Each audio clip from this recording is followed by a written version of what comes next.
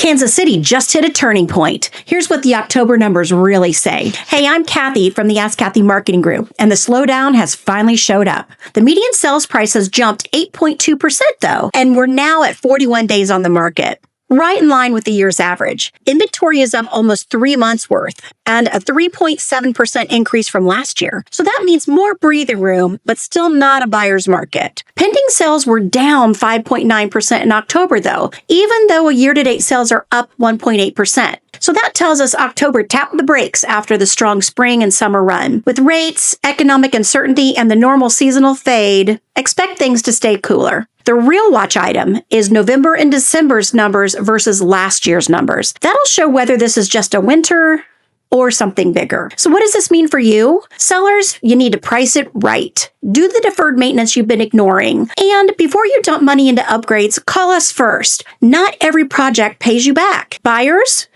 fewer homes will hit the market over the next 60 days, but you've got a window to negotiate and lock in a 6% rate. Not a bad combo. So Casey's still holding solid overall. The year-to-date median price is up 5.3%. I'll keep you posted as winter numbers roll in. Call us if you want to know what's going on in your specific neighborhood, and I'll talk to you soon.